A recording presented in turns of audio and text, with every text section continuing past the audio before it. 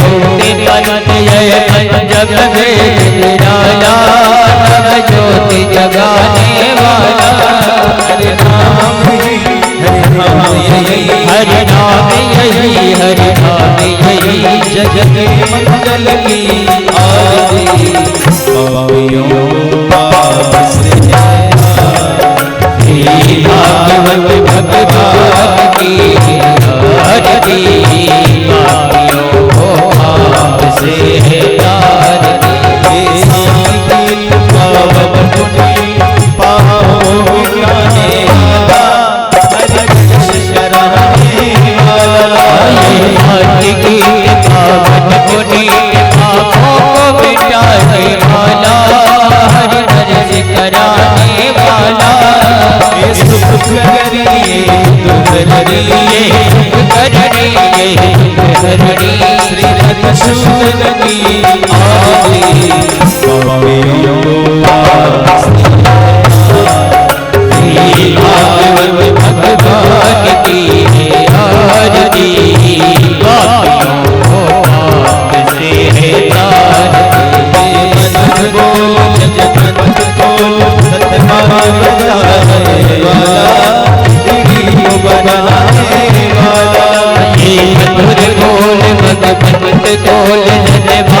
बचाने वाला बनाने वाला श्री राम घनश्याम यही घनश्याम यही प्रभु महिमा आरती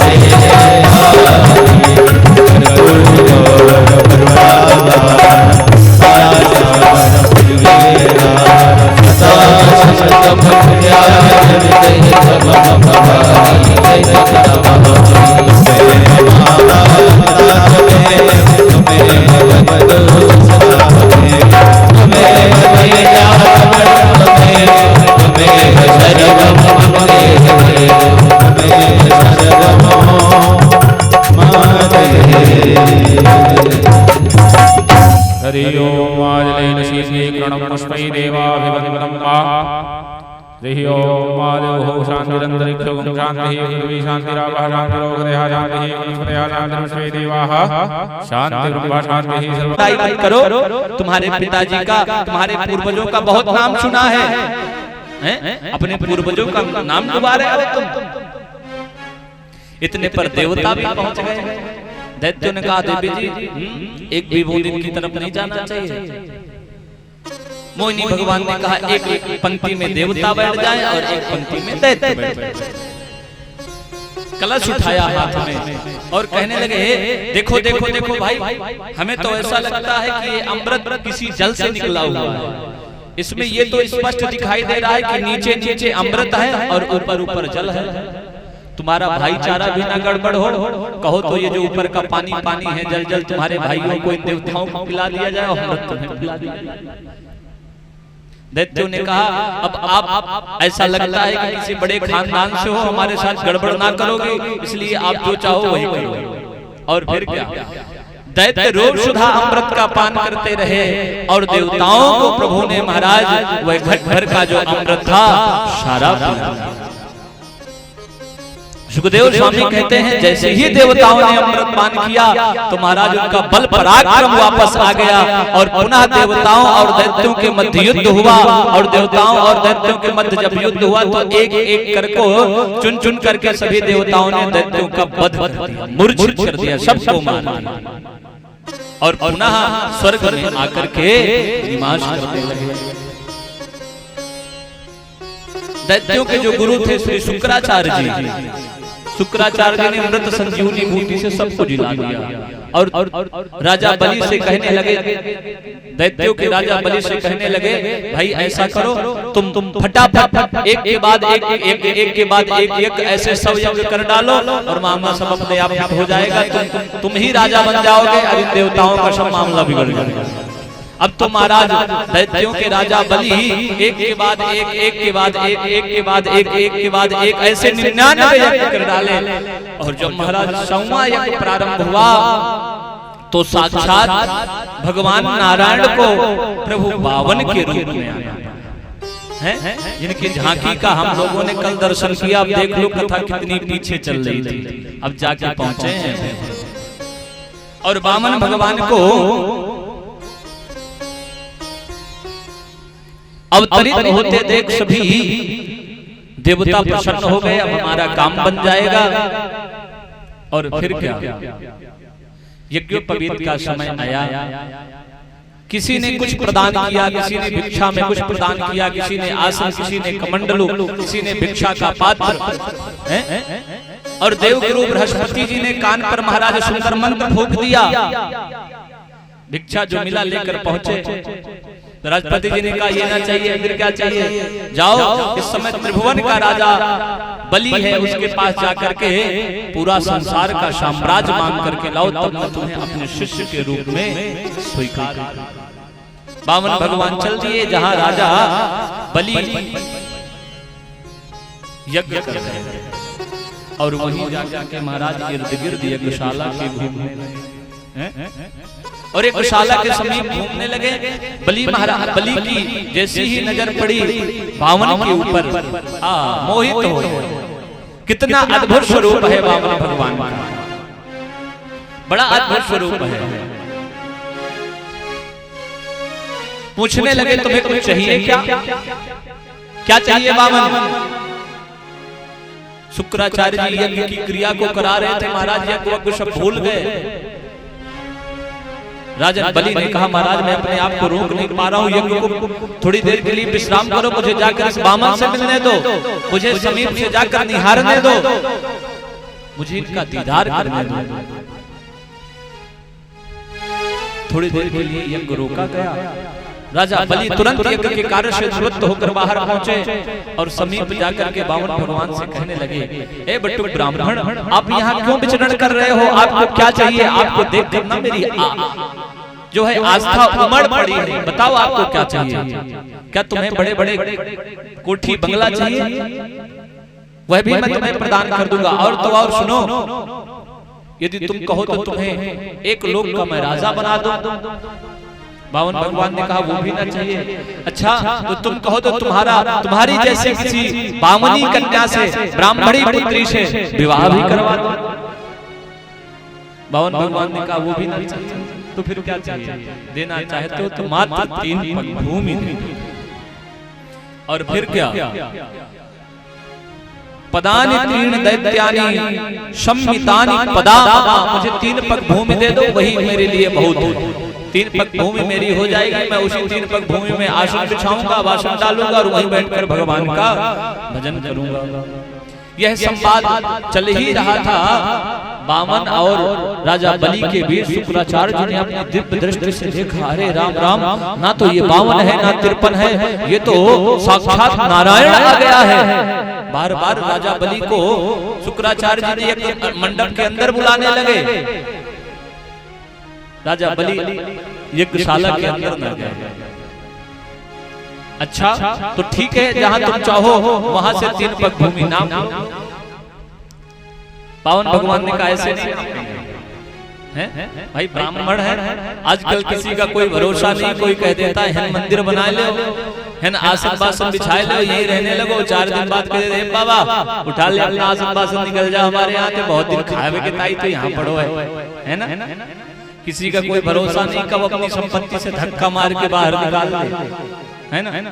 इसलिए अपने राम तो तभी माने कि ये भूमि हमारी है जब तक संकल्प नहीं हो जाएगा। 3 तिरवाजा तो बोल नहीं दोगे संकल्प। अब तो महाराज ये रजिस्ट्री चालू, ये पहले ऐसा थोड़ा नहीं होता था, संकल्प ही प्रधान होता था। इसलिए यज्ञ पूजा जब भी धर्म कर्म का कार्य होता है तो उसमें यज्ञ प्रधान होता है। और यज्ञ का संकल्प यदि किसी को सुनना हो तो हमारे बड़े भैया आदरणीय श्री विनय जी जो यज्ञाचार्य हैं, आहा इस साल तो इनका संकल्प और भी श्रवणीय है। मुझे भी लिख करके दीजिएगा महाराज, ऐसे नहीं चले जाइएगा। बड़ा अद्भुत संकल्प है और संकल्प की परिभाषा को जितना महाराज बोला जाए उतना कम है। यदि संकल्प कराने वाला ब्राह्मण संकल्प का यथोचित सही उच्चारण कर रहा है तो आपकी अकाल मृत्यु। हाँ, बिल्कुल सत्य है, बिल्कुल सत्य है। पावन भगवान ने कहा निकालो जल्दी, जल लाओ, पुष्प लाओ, द्रव्य लाओ, और इसमें कुशारा को तुरंत मंत्र पढ़ो, ज्यादा देर रुकने का समय नहीं हमारे पास। यदि देना चाहे तो, नहीं देना चाहे तो मना करो, हम निकले कहीं और किसी और व्यक्ति के पास जाएं। बलि ने कहा कि कैसी बात कर रहे हो महाराज, मैंने आपको वचन दिया है। अक्षत, पुष्प, द्रव्य, कुशा रखा गया और इसके बाद कमंडल उठाया। बाबा भगवान ने कमंडल उठा के जैसे ही डल डालना था तो महाराज जब कमंडल के उस छिद्र से जल ही नहीं निकल रहा, हिलाए पड़े हैं। बावन भगवान ने कहा रुको रुको रुको, ये कमंडलू का छिद्र बहुत पुराना हो गया है। अपनी आसन से कुशा की तील निकाली और महाराज जैसे ही कमंडलू के छिद्र में डाला, वैसे ही देवता दैत्यों के गुरु शुक्राचार्य जी की एक आंख गोविंदाय नमो नमः हो गई, एक आंख फूट गई।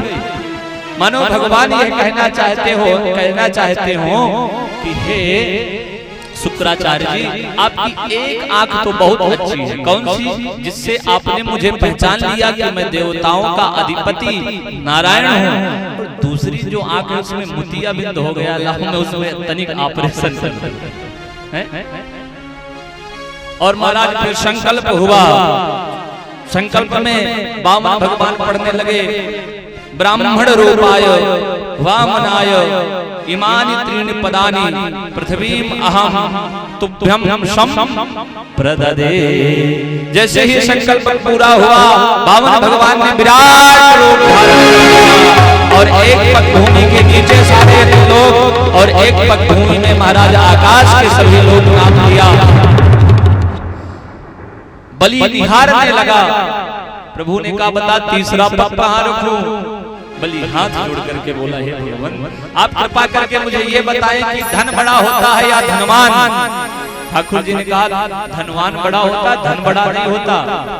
बलि ने हाथ जोड़ करके कहा, हे महाप्रभु आप नारायण हैं और हम जानते हैं कि हम सब लोग नारायण के दरवाजे पर नित्य प्रति मांगने जाते हैं, लेकिन जब जब ये धर्मोपदेश होगा तब मेरे जैसे अभागे राजा का उदाहरण दिया जाएगा कि साक्षात नारायण जिसके दरवाजे में आया, ऐसा वह राजा बलि हुआ। आप तीसरा पग मेरे सिर पर। भगवान ने तीसरा पग राजा बलि के सिर पर रखा और राजा बलि को भी महाराज परम पद बलि प्रभु के चरणों में साष्टांग प्रणाम हो गए। सुतल लोक का राज दे दिया। बलि ने कहा प्रभु ये जो आपकी आभा प्रभा है ना, इससे मैं मोहित हो गया हूँ, ऐसे जाने नहीं दूंगा। क्या चाहते हो? हे सरकार, उठते बैठते सोते जागते जब भी मेरी दृष्टि खुले सिर्फ और सिर्फ आप ही नजर आओ। और अन्य पुराणों में ऐसी कथा आती है कि भगवान वहीं जो है द्वारपाल बन करके रहने लगे। एक दिन लक्ष्मी जी गई। लक्ष्मी जी ने राजा बलि के हाथ में कलावा बांधा, राखी बांधा, रक्षाबंधन का त्योहार मनाया और उन्होंने कहा मांगो क्या चाहिए। हाथ जोड़ करके लक्ष्मी जी कहने लगी कुछ ना तो जो हमारे हैं वही हमें वापस कर दो, हमारे पति देव को हमारे साथ भेज दो। इस प्रकार राजा बलि के यहाँ प्रभु अनेक वर्ष रहे। सुखदेव स्वामी कहते हैं ऐसी कृपा करुणा अपने अनेक भक्तों पर भगवान निरंतर करते रहते। बताइए ऐसे कृपालु ऐसे दयालु भगवान से हम अपना संबंध क्यों नहीं रखते? हमें रखना चाहिए। आइए अब हम लोग भगवान के जन्मोत्सव की ओर चलें। समय भी जो है हो चुका है। हमारी सारी माताएं बहनें भाई बंधु हमारे भैया लोग सब दोपहर से ही चकाचक महाराज पीले पीले कपड़े पहन करके है ना। हमारी माताएं कई माताएं तो 3 बजे आ गई थी, तब तो हम यहीं बैठे थे। तो आइए भगवान के जन्मोत्सव की ओर चलें। अष्टम स्कंद में ये सब कथाएं हुई। नवम स्कंद में 24 अध्याय। अच्छा 24 अध्यायों में से 12 अध्यायों में सूर्यवंश की चर्चा और 12 अध्यायों में चंद्रवंश की चर्चा, यदुवंश की। तो कृष्ण चरित्र सुनने से पहले भगवान राम का, भगवान राघवेंद्र का चरित्र सुनना बड़ा अनिवार्य है। आइए संक्षिप्त में हम राम कथा करते हैं, फिर इसके बाद तुरंत चलते हैं भगवान के जन्मोत्सव। अच्छा, राम कथा भी बड़ी श्रेष्ठ है। यद्यपि श्याम बिहार वासियों को हमने खूब भागवत सुना ली, खूब महाराज, लगभग ऐसी कोई कॉलोनी नहीं रह गई जिधर भागवत ना सुनाई हुई। लेकिन अब अगली बार पूरे 9 दिन राम कथा का आयोजन, क्योंकि कई लोग हमसे ऐसा कहते हैं कि पंडित जी भागवत कथा तो ठीक है, सुनते रहते हैं, लेकिन आप तो चित्रकूट के रहने वाले हैं, आप राम कथा सुनाया करिए ना, आपके मुख से राम कथा ज्यादा अच्छी लगती है। और वाकई राम जी का चरित्र बड़ा, राम जी ठहरे हमारे मर्यादा के अवतार, और ठीक है हमारे बाल कृष्ण प्रभु भी, लेकिन राम जी गंभीर हैं और हमारे श्याम जी तनिक चप्पल, चतुर, चंचल।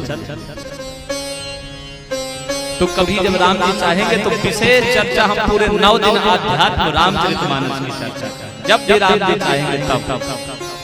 अभी इसके पहले भी कथा ये फेज 2 में ही हमारी चल रही थी, उधर माता के पास 13 नंबर गली में कुछ हमारी माताएं बहनें आई हुई हैं, तो वहां भी हमें सब लोग यही कह रहे थे पंडित जी और तो ठीक है, बहुत भागवत सुन लिए, लेकिन अब राम कथा सुनने की इच्छा है। तो हम वहां भी बोल के आए थे कि बहन जी जब राम जी चाहेंगे तब पक्का अब की बार राम कथा का ही आयोजन, क्योंकि बैनर पोस्टर यहाँ के सब बन गए थे कि भागवत कथा ही होगी, नहीं तो यही बढ़िया 9 दिन का अवसर था, राम कथा पर चर्चा हो जाती। लेकिन कोई बात नहीं, जब राम जी चाहेंगे तब हम लोग राम कथा पर विस्तार से चर्चा करेंगे। 24 अध्यायों में सूर्यवंश की चर्चा करते हैं। कहते हैं भगवान नारायण के नाभि से कमल, और कमल से भगवान ब्रह्मा जी, और ब्रह्मा जी के ही बेटे हुए महामुनि कश्यप जी, और कश्यप जी के बेटा हुए विवस्वान, और विवस्वान जी से ही चला सूर्यवंश। और सूर्यवंश में भी महाराज बड़े बड़े प्रतापी राजा हुए, और कहते हैं एक राजा हुए श्री दशरथ जी महाराज। कालांतर में दशरथ जी के यहाँ कोई संतान नहीं हुई, रानी है 3। दशरथ जी की वृद्धावस्था हो गई, और दशरथ जी सोचने लगे हमारे बाद हमारे राजपाट को कौन संभालेगा। एक दिन मन में बड़ी ग्लानि भई, दशरथ जी गुरु वशिष्ठ जी के यहाँ पहुंच गए। अच्छा, ये परंपरा आदिकाल से चली आ रही है कि जब भी महाराज भक्तों के ऊपर किसी प्रकार का कष्ट आता है, या जब भी कोई कष्ट में भक्त रहते हैं, तो वो सबसे पहले अपने गुरु के पास उस कष्ट के निवारण के लिए।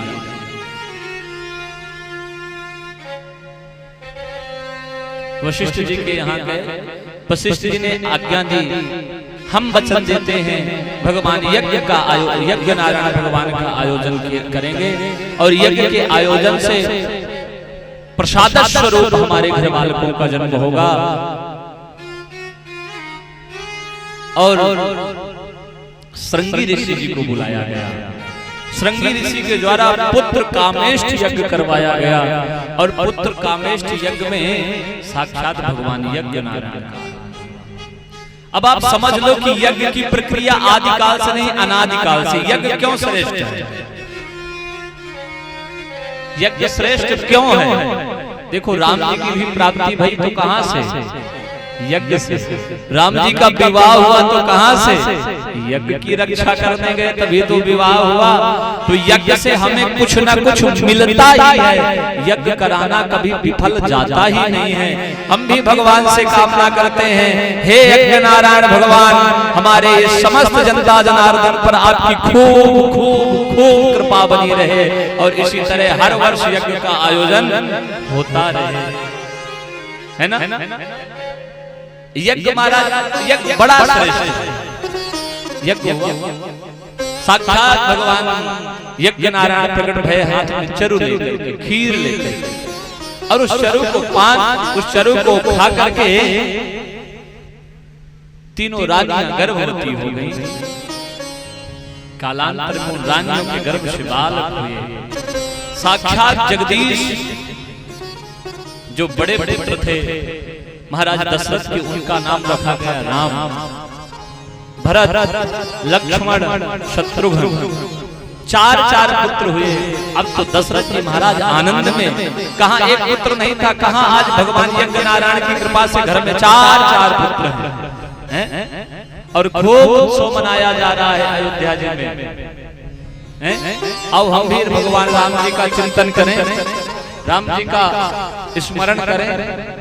राम जैसा नगीना नहीं इस जग के बजरिया हो जाएगा, है ना। राम जैसा नगीना नहीं, जय हो सारे जग की बजरिया में। राम जैसा नगीना नहीं, सारे जग की बजरिया में। राम जैसा नगीना सारे जग की बजरिया में। राम जैसा नगीना सरकार की राम जैसा नगीना नहीं, सारे जग की बजरिया में।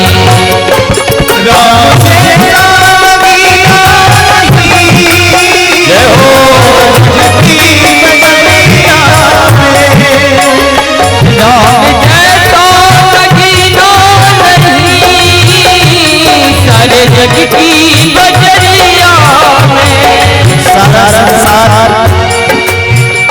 देखिए कहीं ऐसा मिल जाए तो कहा है नीलमणि चढ़ाऊंगी, नीलमणि चढ़ाऊंगी अपने मन की बजरिया में।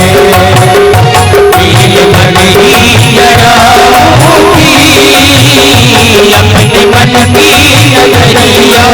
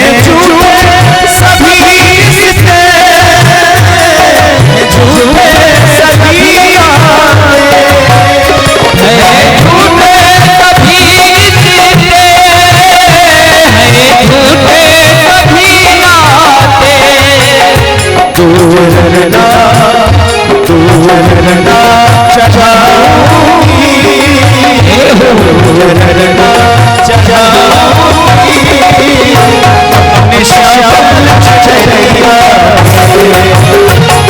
रटना चाहूंगी अपने श्यामल चेहरिया राम के साथ किया नहीं सारे जग की कन्हैया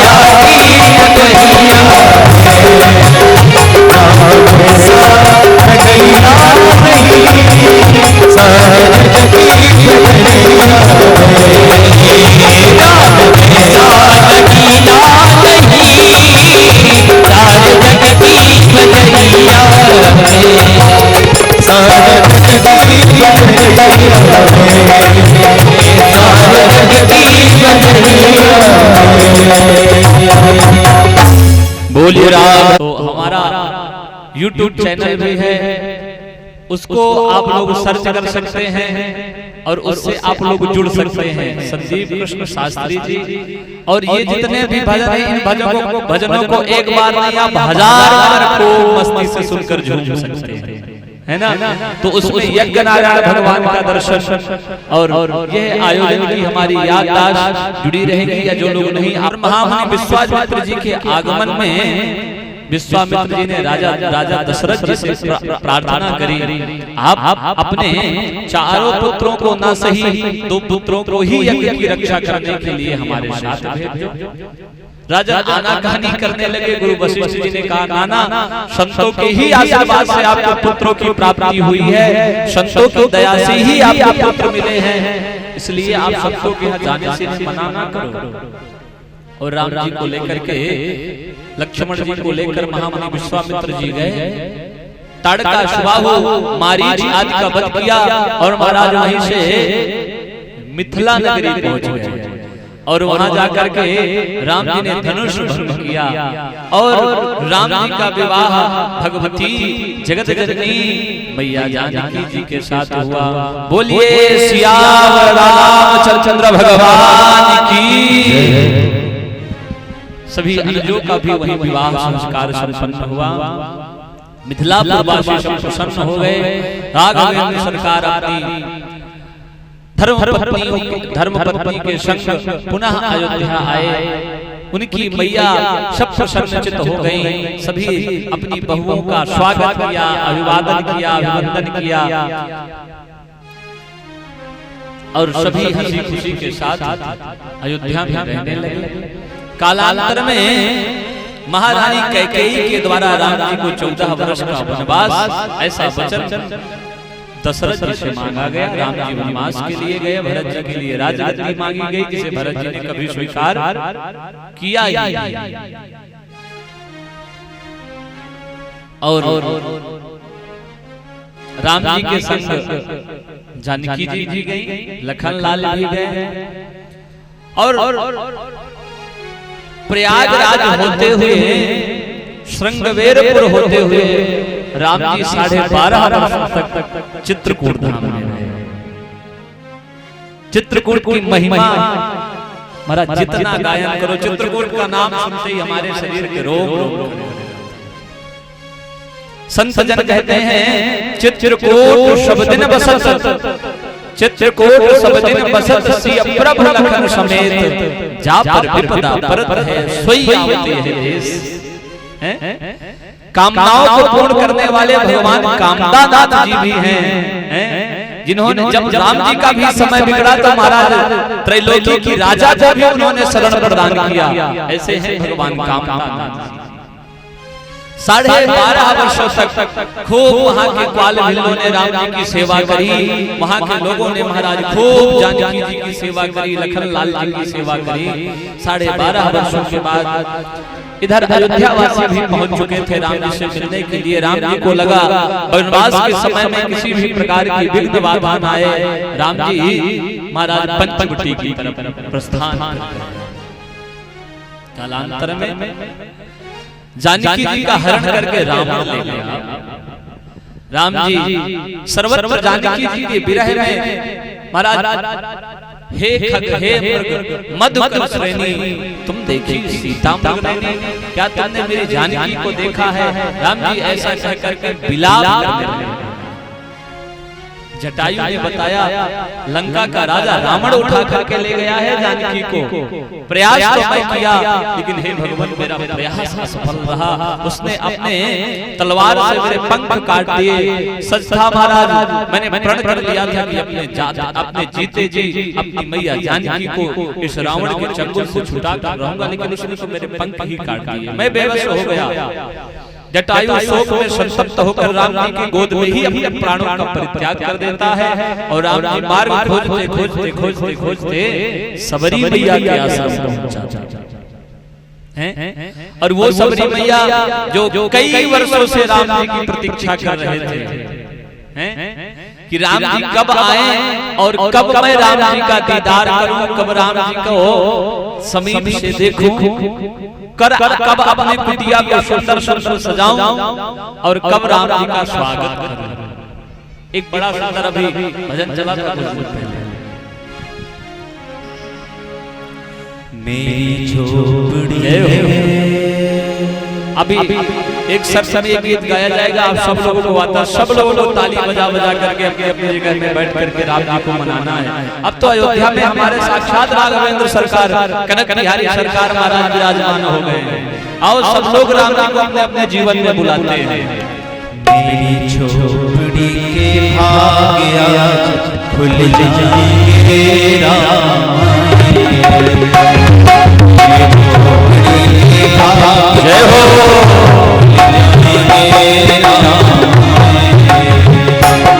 मेरी झोपड़ी के भाग्य खुल जाएंगे राम आएंगे, राम आएंगे, राम आएंगे, राम आएंगे, आएंगे, राम आएंगे,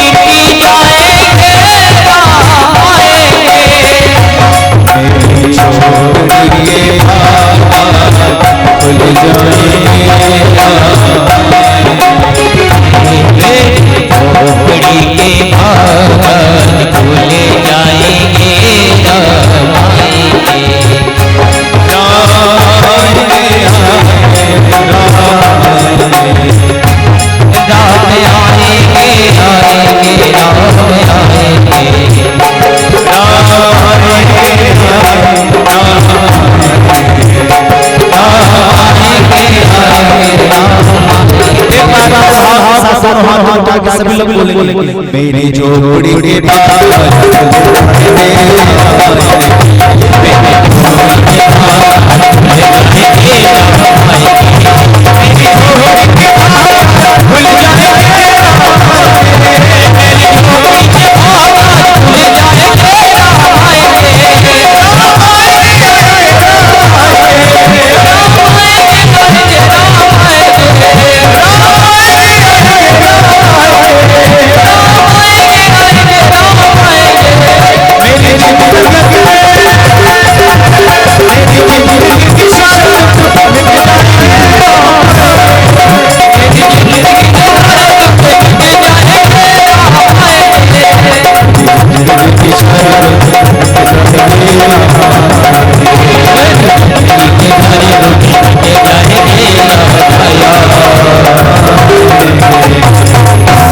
बोलिए राजा रामचंद्र भगवान।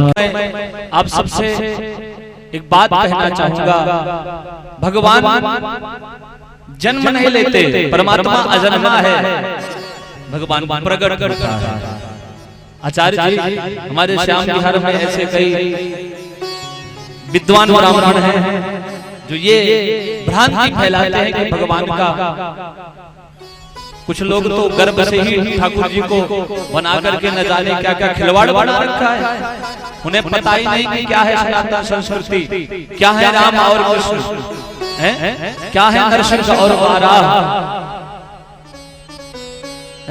ये लोग तो सबसे पहले हम तो ये जान लें कि भगवान अवतार लेते हैं, भगवान जन्म नहीं होता परमात्मा का। अरे जब जब भी स्तुति हुई, द्वापर में स्तुति हुई, प्रगट कृपाला दीन दयाला यशोमत के हितकारी, त्रेता में स्तुति हुई, प्रगट कृपाला दीन दयाला कौशल्या हितकारी। तो भगवान अवतार लेते हैं। सुखदेव स्वामी कहते हैं, राजन अब मैं तुम्हें चंद्रवंश की कथा सुनाता हूँ, जिसमें हमारे श्याम सुंदर श्री बालकृष्ण लाल जी पधारे। एक बार जोरदार जयकारा लगाइए, बोलिए बालकृष्ण भगवान की। भगवान नारायण के नाभि से कमल और कमल से विधाता ब्रह्मा जी का प्रादुर्भाव हुआ और ब्रह्मा जी के बेटा हुए अत्रि मुनि और अत्रि जी के बेटा हुए चंद्रमा और इन्हीं चंद्रमा से चला चंद्रवंश। चंद्रवंश में अनेक राजा हुए जिनकी गणना, जिनकी कथा बड़ी महाराज विस्तार पूर्वक है। उन्हीं राजाओं के क्रम में एक राजा हुए श्री वसुदेव, और वसुदेव की 7 पत्नियां थी। 7 पत्नियों में से जो सबसे छोटी पत्नी थी देवकी जी, उन्हीं देवकी जी के गर्भ से अष्टम बालक के रूप में साक्षात भगवान नारायण बालकृष्ण रूप में पधारा। मथुरा में एक राजा हुआ कंस, जिसका उत्पात महाराज चरण सीमा पे अपने माँ बाप को ही उसने महाराज बंधक बना करके जेल में डाल दिया और खुद सिंहासन में अधिपति बन करके बैठ गया। चारों ओर उसकी निंदा होने लगी, सब लोग थू करने लगे, अरे देखो कितना दुष्ट है, कितना मूर्ख है, अपने बाप की इज्जत करना नहीं जानता, हमारा भरण पोषण कैसे करेगा। उसको ये बात पता लगी तो उसने महाराज सोचा कि अब कोई मैं धर्म का कार्य करूं और धर्म के कार्य करने से पुनः मेरी जो ये मेरे लिए भ्रांति फैली है, मेरा ओरिजिनल वाला चेहरा जो सबके सामने आ गया है, इसको फिर दूर किया जाए। उसकी एक चचेरी बहन थी जिसका नाम था देवकी। जाकर के वसुदेव जी के यहाँ अपनी बहन का विवाह पक्का कराया और विवाह पक्का करने के उपरांत श्री वसुदेव जी महाराज बारात लेकर के मथुरा पधारे। और महाराज ये तो फिर खूब धूमधाम से अपने बहन का विवाह किया इसने और अपने ही हाथ से विदाई के समय रथ हाथ पर बहन की विदाई करने लगा। और ये दृश्य देवताओं से नहीं देखा गया। आकाशवाणी हो गई, अरे कंस जिस बहन की तो विदाई कर रहा है, इसी बहन का 8वां पुत्र होगा तेरा। कंस घबरा गया और अपनी बहन के केस पकड़ के रथ से नीचे पटक दिया। तलवार निकाली, मैं इसकी गर्दन काट दूंगा, इसका वध कर दूंगा, और जब ये ही नहीं रहेगी तो इसका बालक कैसे आएगा। वसुदेव जी महाराज कंस के चरणों को पकड़ लेते हैं। मैं आपको वचन देता हूं, जितने भी पुत्र होंगे आपके समक्ष लेकर के मैं आऊंगा, चाहे आप मारना चाहे छोड़ना, पर बहन का वध ना करो। यदि बहन का वध कर दोगे तो तुम्हें पाप लग जाएगा, लोग तुम्हारे में क्या बोलेंगे, तुम्हारे बारे में क्या कहेंगे। मैं तुम्हें वचन देता हूं। अपने यहाँ बंदी खाने में महाराज वसुदेव और देवकी जी को उसने रख लिया। प्रथम पुत्र हुआ